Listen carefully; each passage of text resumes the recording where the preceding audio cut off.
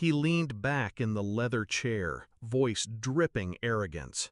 "We don't just control your references, we own your reputation." The room was cold, but the sneer in his tone burned. He slid the papers across the table, a contract dressed in legal jargon. His eyes dared me to resist. I didn't. I smiled, picked up the pen, signed. What he didn't notice was how carefully I watched his reflection in the glass wall, how I memorized the twitch in his jaw when power washed over him. I used to admire him, the CTO, a man I once thought brilliant, a mentor who had welcomed me into the company like family. Back then, I believed in his vision. We'd stay up late, sketching ideas on whiteboards, dreaming of disruption and legacy. But the cracks appeared fast. First, the subtle digs about my inexperience. Then, the meetings I wasn't invited to. The contracts I was told to sign just as formality. And the silence, cold, suffocating silence, when my ideas suddenly reappeared from his mouth, polished and claimed as his own. The final betrayal came at a board dinner.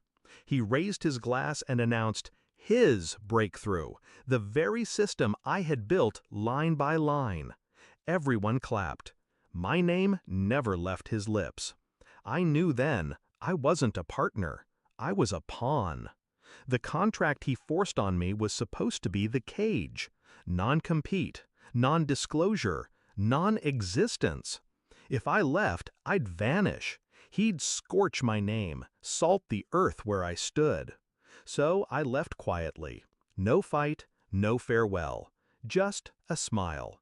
But silence is not surrender. I studied that contract like scripture.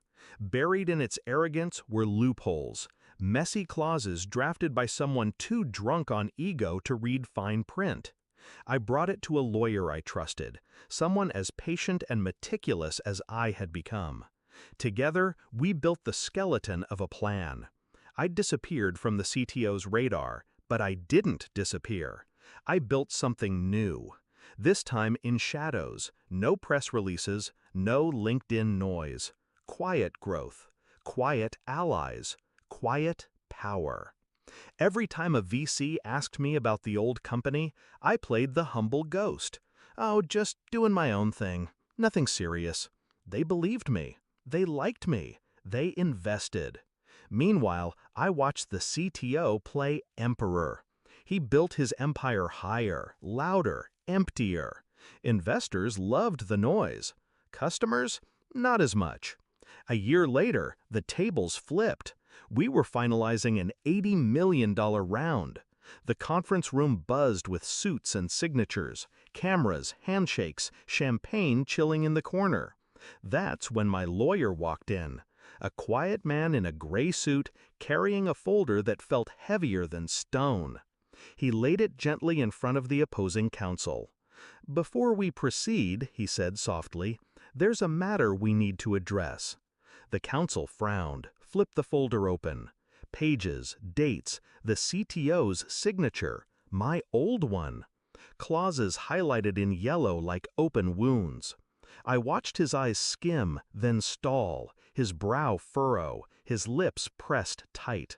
Finally, he leaned toward the CTO and whispered, just loud enough for me to hear, "What exactly did you make him sign?" The CTO's smirk faltered. His hand twitched toward the pages, desperate to snatch them back. But it was too late. Everyone in that room had seen. Everyone knew. The contract wasn't a cage. It was a trap. For him. See, buried in his overreach was one fatal flaw. The ownership clause. It was worded so broadly, so greedily, it became self-destructive. By asserting control over my intellectual property, he had inadvertently transferred liability for everything I created under his watch, including the skeleton code I had deliberately left in the system, faulty by design, dormant until pressure revealed the cracks. Our counsel laid it out like a surgeon with a scalpel. This contract places the company, and specifically your CTO, in direct breach of multiple fiduciary and IP laws. Enforcement of it is not only void, it is evidence of misconduct.